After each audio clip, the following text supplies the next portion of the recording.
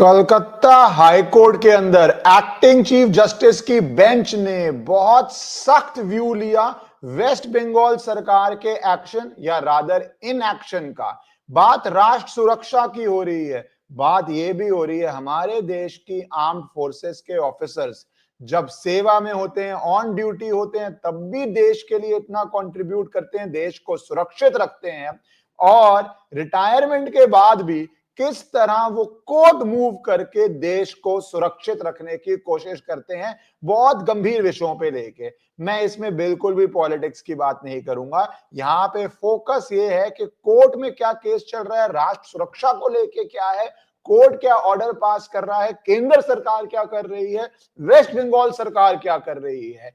क्योंकि आपको पता है इंडिया बांग्लादेश का बहुत लंबा बॉर्डर है, उस बॉर्डर के ऊपर किस तरह इलीगल इमिग्रेशन होती है, नारकोटिक्स ड्रग्स आते हैं, कैटल की स्मगलिंग होती है, गोल्ड की स्मगलिंग होती है, फेक करेंसी नोट्स आते हैं, ये अलग अलग जगहों पे डॉक्यूमेंटेड है। पर इस सब डॉक्यूमेंट्स के बेस पे, इस सब इंफॉर्मेशन के बेस पे, इस सब के ऊपर एक्शन कैसे होगा। और मैं सिर्फ इलीगल इमिग्रेशन की बात उठाता हूं, उस पे क्या होता है, इतनी बारी मैं जब टीवी डिबेट पे होता हूं तो तर्क दिया जाता है, मैं बात करता हूं कि इलीगल इमिग्रेंट्स भारत में कितने हैं, मैं किसी एक प्रदेश की बात नहीं करता, जब मैं देश की बात करता हूं कि देश के अंदर 2 करोड़ है, 5 करोड़ है, अलग अलग डाटा है, तो एक जवाब आता है, अरे भैया बॉर्डर सिक्योरिटी तो केंद्र सरकार के हाथ में है, केंद्र सरकार क्यों नहीं रोक रही। और लोग इसको सुन के कई बार बोलते हैं हाँ ये बात भी सच है, ये बात भी सच है कि डिपोर्ट क्यों नहीं किया जा रहा, ये बात भी सच है कि कौन डॉक्यूमेंट्स बनवा रहा है, वो अलग अलग क्या क्या अलग अलग इंडिविजुअल नेताओं का कई बार क्या क्या रोल होता है। पर ये सब बात घूम जाती है। यहां पे कोर्ट के अंदर बात एकदम साफ क्लियर स्पष्ट होती है। दैट इज वाई कोर्ट्स के जो ऑर्डर होते हैं वो जरूर हर व्यक्ति को समझने चाहिए, स्टडी करने चाहिए, उससे आपकी नॉलेज तो बढ़ती बढ़ती है, पर आपको मुद्दा भी गंभीरता समझ आता है। यहां पे मैं बात कर रहा हूं वेस्ट बंगाल का जो बॉर्डर लगता है बांग्लादेश के साथ, lieutenant general Subrata Saha retired ने एक पीआईएल फाइल की। ये farmer deputy chief of army staff है, वेरी सीनियर ऑफिसर, और करंटली एग्जीक्यूटिव चेयरमैन है Manekshaw centre for national security studies and research. पहले तो आपको पता है इतना लंबा भारत का बॉर्डर है बांग्लादेश के साथ, और उसको फेंस करने की कितनी जरूरत है ये आप समझेंगे इलीगल इमिग्रेशन को लेके, कि कितना ग्रेव थ्रेट पोस्ट करता है। ये अपनी पिटीशन में बोल रहे हैं कितना ग्रेव थ्रेट पोस्ट करता है। ये पहले भी हो चुका है, ये जनवरी 13 2025, आपको थोड़ा बैकग्राउंड बताना चाहिए कि बांग्लादेश एक्टिंग हाई कमिश्नर को इंडिया ने समन किया था साउथ ब्लॉक, जहां पे ये बताया कि सिक्योरिटी मेजर्स के लिए बॉर्डर पे इंक्लूडिंग ऑन फेंसिंग भारत सारे प्रोटोकॉल ऑब्जर्व कर रहा है, एग्रीमेंट्स है दोनों देशों के बीच में, बॉर्डर सिक्योरिटी फोर्स और बॉर्डर गार्ड बांग्लादेश के बीच में। भारत का जो फोकस है वो है crime free border, cross border criminal activities, smuggling, movement of criminals, trafficking का मतलब होता है कैजुअल ट्रैफिकिंग भी हो सकती है, ह्यूमन ट्रैफिकिंग भी हो सकती है, barbed wire fencing, border lighting, installation of technical devices, cattle fences etcetera etcetera. और भारत ने कहा कि बांग्लादेश को ये सब समझना पड़ेगा क्योंकि भारत ये करने जा रहा है। वैसे सोचिए, जिस देश का एक सिंपल आइडियोलॉजिकल लेवल पे लीजिए या एक सिंपल कॉन्सेप्चुअल लेवल पे लीजिए, अगर देशों के बीच बॉर्डर ही ना हो तो वो देश कैसे हुआ भाई। आपकी प्रॉपर्टी की सीमा है ना, तभी साथ वाला घर दूसरे का है, आपका घर आपका है। अगर कोई दीवार ही ना हो तो आपका घर क्या, दूसरे का घर क्या। देशों में तो और भी बदतर है इससे। बॉर्डर का एरिया जो है, Bengal shares a 2216 kilometre long international border with Bangladesh. इसका अप्रोक्सीमेटली 600 किलोमीटर अनफेंस्ड है, जिससे जो सारी बातें मैं बोल चुका हूं वो सारी प्रॉब्लम होती है।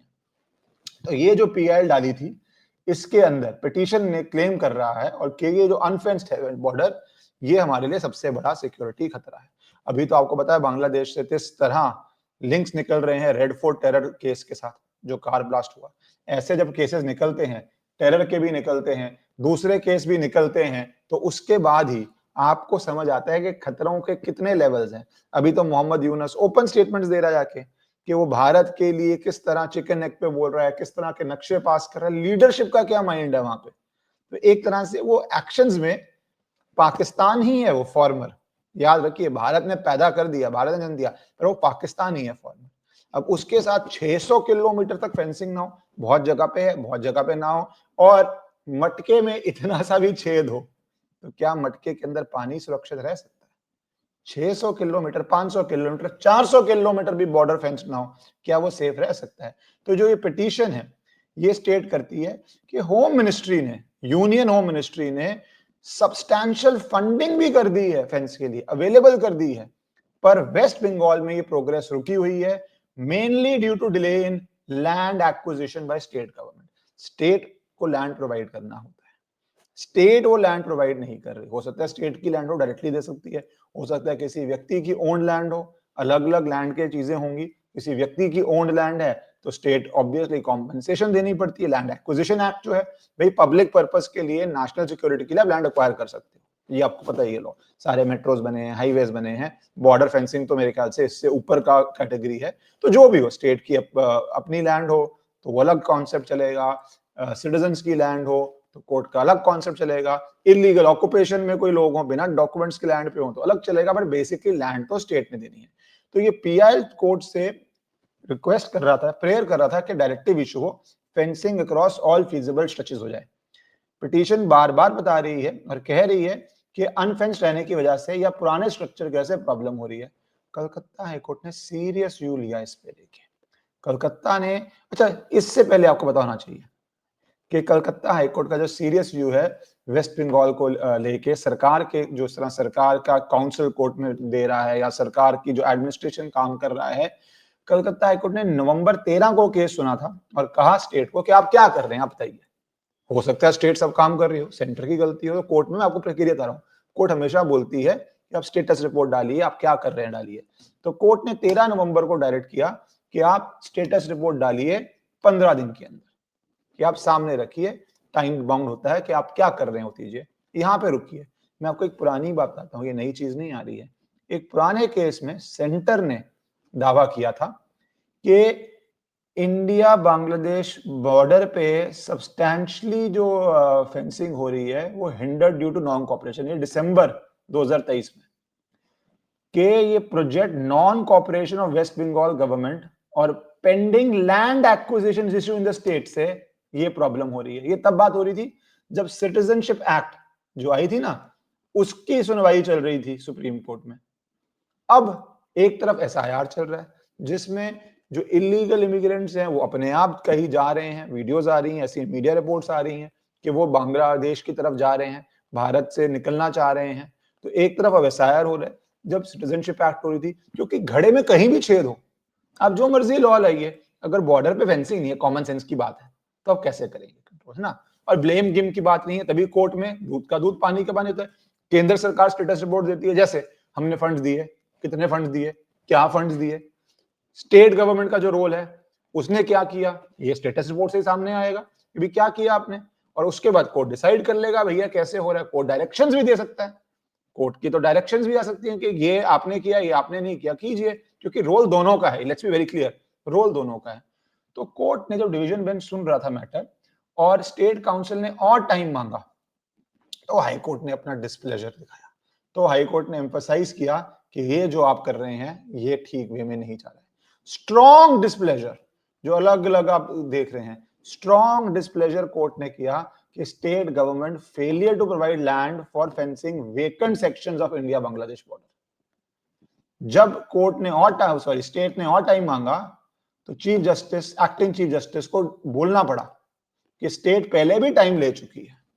स्टेट अभी थोड़ा टाइम मांग रही है, स्टेट तो पहले भी टाइम मांग चुकी है। हाई कोर्ट का ये व्यू लेना कि आप बार बार जो टाइम मांग रहे हैं ये डिले टॉलरेबल नहीं है, ये गलत है। और आप सोचिए, दिसंबर मैंने 23 का दिखाया आपको, सुप्रीम कोर्ट में भी केंद्र सरकार ये कह रही है। आज हम 2025 में, वो अलग केस है, डिफरेंट कॉन्टेक्स्ट है, शायद वहां पे ये स्टेट के ऊपर पीआईएल भी नहीं थी, अलग कॉन्टेक्स्ट में, पर केंद्र काफी देर से ये स्टैंड लेके बैठे, तो नई प्रॉब्लम तो है नहीं ना ये। और वहां पे भी इसी तरह बोला जा रहा है कि स्टेट इज नॉट कोऑपरेटिंग। यहाँ पे तो पीआईएल है, एक प्राइवेट व्यक्ति गया है, और एक सेफ देश में रहना, सबका फंडामेंटल राइट है कि उनकी जान सुरक्षित रहे, सेफ देश हो, हमारे देश के रिसोर्सेस सिर्फ हमारे देश के नागरिकों को जाएं, ये एक बेसिक राइट्स है। मेरे ख्याल से तो फंडामेंटल राइट से भी ऊपर ये तो वेरी डेफिनेशन ऑफ अ देश है। देश की डेफिनेशन बॉर्डर से शुरू होती है। उसका क्या भैया, उस देश का क्या, नॉर्थ में क्या है, ईस्ट में क्या है, साउथ में क्या है, वेस्ट में क्या है, कहाँ पे उसकी सीमा खत्म होती है, कहाँ पे दूसरे देश की सीमा शुरू होती है, वो दूसरा देश दोस्त हो, दुश्मन हो, न्यूट्रल हो। कोर्ट ने कहा कि ये तरह की जो आप लैक्सिटी दिखा रहे हैं ये नेशनल सिक्योरिटी इशू पे, ये कहीं से भी टॉलरेबल नहीं है। और कोर्ट ने साफ कर दिया, जो इंपॉर्टेंट बात है, कि अगर स्टेट की रिपोर्ट कोई पॉजिटिव इंडिकेशन नहीं देती तो case will be heard continuously. ASG Ashok Chakraborty जो अपेयर किए थे सेंटर के लिए, वो तो कह रहे हैं हमने फंड्स दे दिया। ये भी इंपॉर्टेंट बात है, सेंटर ने फंड्स दे दिए कि आप जमीन खरीद भी लें, जो फेंस कंस्ट्रक्शन करने के लिए, अगर खरीदने की जरूरत क्यों पड़ेगी, एक्वायर कर लीजिए, खरीद लीजिए, जो भी कॉस्ट्स हैं, सेंटर अपना शेयर दे रहा है, अपना दे रहा है, बट पैसे के बाद भी कोई कॉन्क्रीट स्टेप नहीं लिया गया। स्टेट का lack of initiative in land acquisition ने प्रिवेंट किया है ये फेंसिंग। उसके बाद कुछ पॉलिटिकल स्टेटमेंट्स हैं, मैं उसमें नहीं जा रहा। कोर्ट का जो सबसे इंपॉर्टेंट पार्ट है, जो हम कहते हैं तारीख पे तारीख, डिले पे डिले, स्टेटस, कोर्ट ने कहा नहीं, अगर हमें नहीं लगता आपकी रिपोर्ट से स्टेट सरकार की जो आती है, तो अगली hearing will be very very crucial, कि अगर आपकी जो स्टेटस रिपोर्ट आप डालते हैं उससे कोर्ट सेटिस्फाइड नहीं है, तो कोर्ट बोल रहा है वी विल डू, आपने देखा ही है कि हमें फिर फ्रीक्वेंट हियरिंग्स करनी पड़ेगी, फिर हमें कॉन्टिन्यूसली ये केस को सुनना पड़ेगा, ताकि अगर कोर्ट कॉन्टिन्यूसली सुनता है तो बहुत चीजों में कोर्ट मॉनिटर करता है, प्रोग्रेस मॉनिटर कर लेता है। इन वेरी रेयर इश्यूज, हर में नहीं होता, बहुत बहुत रेयर इश्यूज में कोर्ट फ्रीक्वेंट तारीख, छोटी छोटी डेट पे तारीख देता है, क्योंकि इशू सेंसिटिव है और कोर्ट को लगता है कोई पार्टी, कोई भी पार्टी, प्राइवेट भी हो सकती है, गवर्नमेंट भी हो सकती है, जांच एजेंसी भी हो सकती है, एज द केस में भी डिले करने की कोशिश कर रही है या स्लो हो रही है, तो कोर्ट ने अब साफ कर दिया गया है। और कोर्ट ने सिर्फ 7 दिन का समय दिया है, वन फाइनल एक्सटेंशन, 7 दिन का समय, कि आप सामने आइए और फैक्ट बताइए। मुझे लगता है राष्ट्र सुरक्षा पे, एक फेंसिंग करने पे, लैंड सिक्योर करने पे, ये तो एक बेसिक चीज है, और इसके अंदर डिले देश की राष्ट्र सुरक्षा के लिए बहुत डेंजरस है। सो कोर्ट जो ये ऑर्डर्स पास कर रहा है, संज्ञान ले रहा है, सीरियसली इसके ऊपर देख रहा है कि कोई डिले ना हो। Army officer, senior, very very senior lieutenant general जो कोर्ट गए और जो कोर्ट के ऑर्डर लाए, मुझे लगा है 7 दिन बाद जब भी नेक्स्ट हियरिंग है, हमें जरूर ध्यान देना चाहिए। हो सकता है एक बड़ी ओल्ड कंसिस्टेंट प्रॉब्लम जल्द ही सॉल्व हो जाए हमारी बॉर्डर फेंसिंग को लेके। भारत माता की जय।